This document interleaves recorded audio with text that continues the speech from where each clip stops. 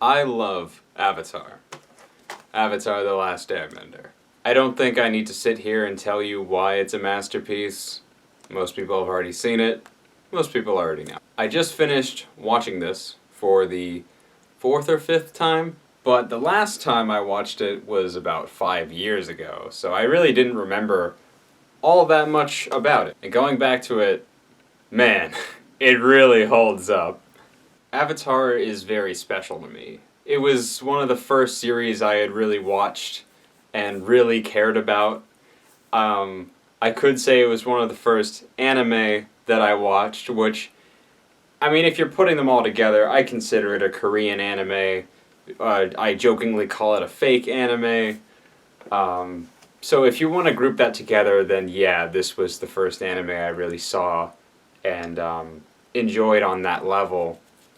Where, everything you watch as a kid, Pokemon, which is also an anime, and that stuff, it's all episodic. Sometimes they have arcs, but the arcs and the continuity in those series didn't really speak to me like Avatar did.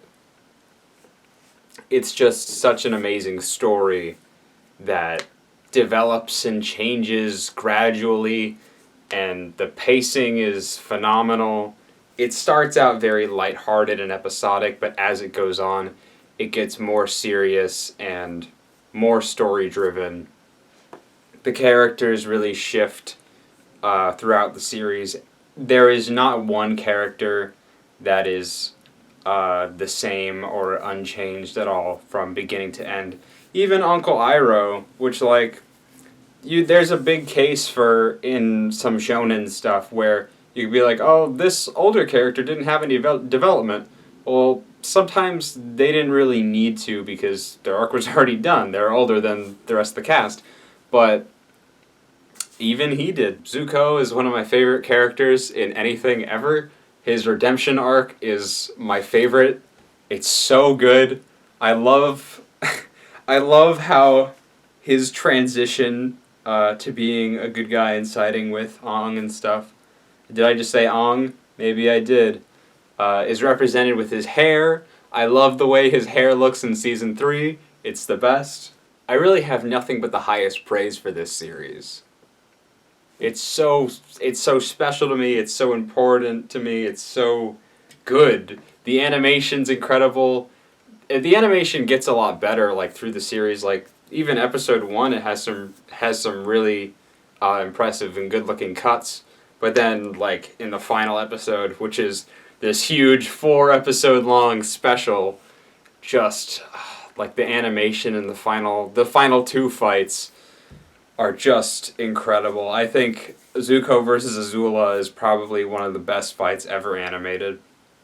It's just so good looking. And you have Zuko, who's been built up since season 1, and Azula, who's been built up since season 2, and Azula just breaking into her fucking insanity, fucking depression shit. It was pretty incredible. It even has amazing filler episodes. 2 of the best episodes in the series are filler episodes. There's that one from season 2 where it's each individual. Well, it's each character gets their own little individual story that was written by a different writer for each one. And then in season 3, the second to last episode, the one where they go see the play, which doubles as a recap episode. And that one's just super fun, and everyone loves to use clips from that to riff off the M. Night Shyamalan live-action movie, which is such a weird thing looking back on it, because that movie is almost 10 years old now, and I think I might have seen the movie before I actually saw the series. But yeah, that's such a weird enigma of a film. And it's really bad. No one cares about it. When I was nearing the end of The Last Airbender, I just didn't want it to end. I just wanted to keep watching. I wanted to spend more time with these characters, but, it has to end eventually. And, okay, so, this is kind of breaking my flow, but people have talked about The Last Airbender getting a season 4 or something. I don't know about in the future, but like the writers and stuff said they wanted to do it like back then, like another season back then, which to me doesn't make any sense. Avatar ended. Like the third season is a fantastic conclusion. I wouldn't want it any other way. I don't want a fourth season of The Last Airbender. If you're gonna make more Avatar, make more Avatar. And they did. I have never seen The Legend of Korra. It has been 7 years since The Legend of Korra first came out. I was excited back then, because, I loved Avatar, and I got into it before this came out, before when this was just like, oh, there's a new Avatar series coming out. And then I never watched it. I just never got around to it. And then I figured I'd watch it on Blu-ray or something, sometime down the line, and then 2 or 3 years ago, they released this set. And I'm conflicted. I've heard very mixed opinions on it. I've heard some people say that it's incredible, and some people say it was terrible. I really don't know what to think about it, and honestly, when I finished Avatar, I was really dreading watching it. But now that I have it, and it's in my hands, I'm really excited for it. So I guess I'll just have to see for myself. So, not only was this a kind of short review of The Last Airbender, this will also be a first impressions, or maybe even full season 1 review of Legend of Korra. So yeah, I'm excited. I'm cautiously excited to embark on this new journey. Got some uncharted territory here, and this one's been quite a long time coming. I guess I'll just have to see what I think of it for myself. I'm gonna go watch it now. Oh no. I changed my shirt in the middle of the video. The continuity's ruined! So, I just watched the first 7 episodes of Legend of Korra, and it's pretty amazing. So you start off the show, and the first opening is just an immediate gut punch. It's just like, you dead, you dead, you dead, you definitely dead. All your characters are dead. Everyone's dead. It's 70 years since the last season. Shit's different now. So after the end of The Last Airbender, Aang and Zuko made a city for everyone from all 4 nations to come together. Were the Aang nomads really a nation? And were they really even nomads? They kind of just stayed in their temples, didn't they? Did they go between temples? Aang's son is a pretty big part of this. I forgot his name, but he's pretty cool. He's pretty different from Aang, although he does look like him. Korra is an amazing character. Like, right off the bat, she's immediately likable. She's kind of hot-headed, really different than Aang. She's just so much fun. She's got so much charisma, and she's just such a fun character to watch. The way she interacts with all the new characters and their relationships. They do this like love triangle thing, which usually would be handled poorly, but it wasn't at all, and it was pretty cool. I really like Mako. He's a cool dude. And then, so, there's the thing with the whole love triangle, is, as far as I'm aware, at the end of the series, Korra and Asami end up together, but currently it's Asami and Mako. So, does Korra cuck Mako? That's gonna be really weird.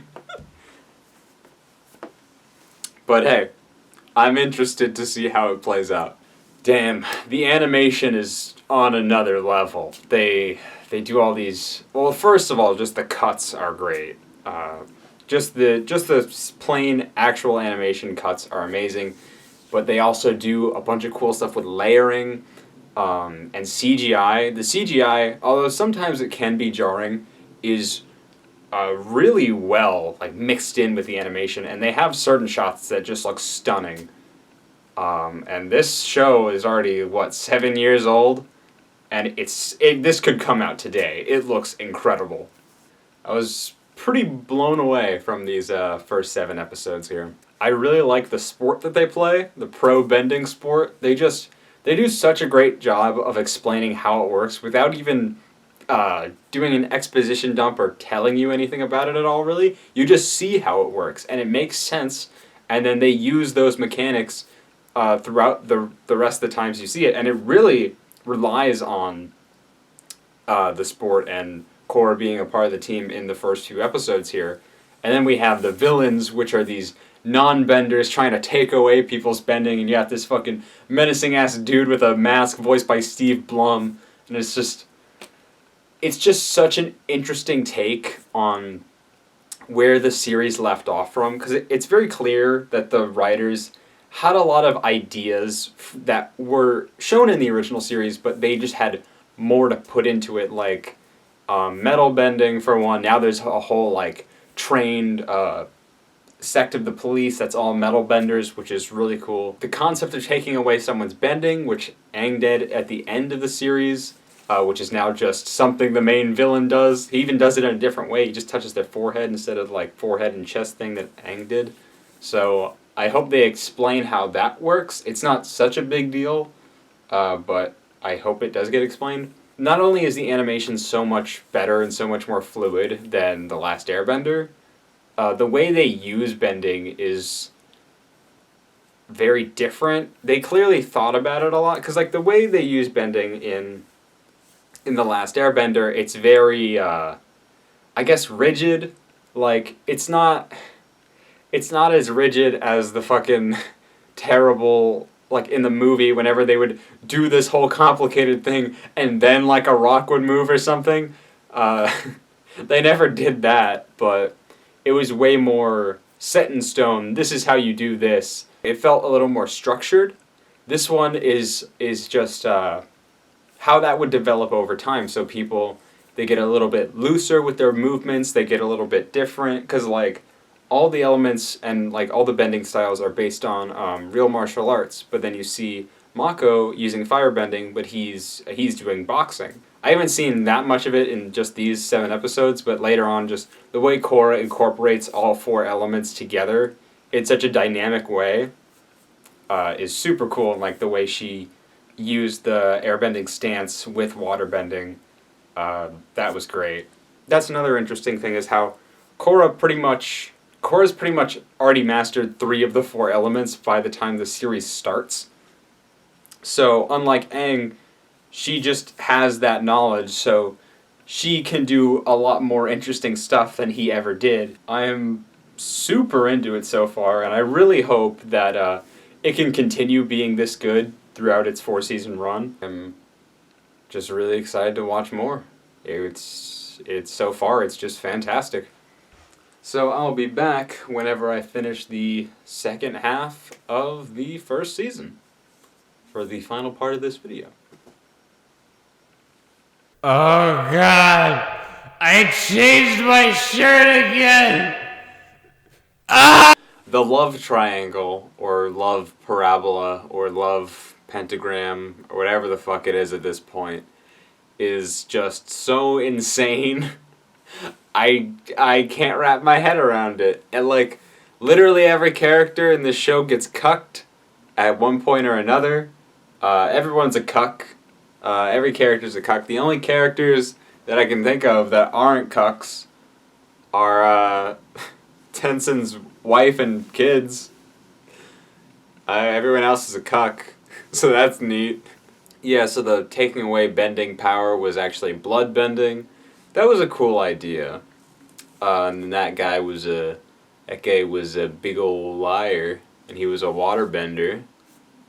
And then he died. So like they fight the villain, and then some other things, and his brother, which I guess that is a spoiler, happened, and then they drive off in a boat, and then his brother kills both of them. So I guess they're out of the picture, and Korra gets her bending taken away, but she just kind of gets it back due to unlocking like her spirit realm powers. And I mean, like, I figured that was possible. Like, she's the Avatar. Of course she could figure out a way of just getting her bending back, you know? I'm a little confused. by the end. I'm not like confused about anything that happened. I'm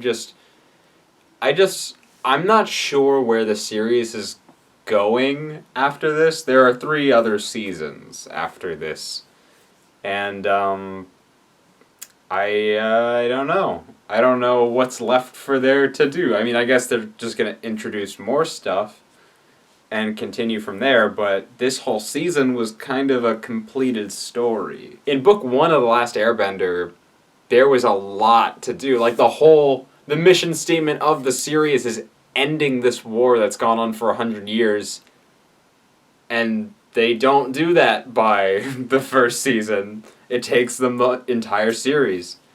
But in this, it's like, alright, I gotta learn airbending and beat this guy who's taking away people's bending, and then she does both. So what else is there to do? Mako and Korra ended up together, so it's just gonna be a fucking wild ride to see how that whole thing ends up. Asami's currently being cucked by Korra because she was with Mako. So then later, Korra is gonna cuck Mako and go out with Asami or some shit. This shit's crazy, dog. I don't know what to tell you. Other than the fucking insane love parabolas or whatever the fuck, it was an extremely solid show. I think it stands on the level of The Last Airbender. It's not better, it's not worse. It's, I'd say, just as good. And that is only for this season. So, we'll see how that goes. I really, thoroughly enjoyed my time with Legend of Korra Book 1. But, I have heard Season 2 kinda sucks. So, we'll just have to see. I'm kind of back where I started before watching Season 1. I am cautiously excited and very scared about the next few seasons because they might ruin everything, and I don't want them to. I mean, I know there are tons of people that love the whole show, and I would love to be one of those people. And I'm not saying the writing is on the walls or anything. I'm just saying I'm nervous. A lot of people don't like this show, so I'm just nervous that it's gonna end up not being very good. But this season was fantastic, so if they can keep it up, then it'll be a great show. But I am about 5 years late to that party, so most people have already made that opinion for themselves. So I guess I'll just have to watch them and figure out my opinion for myself.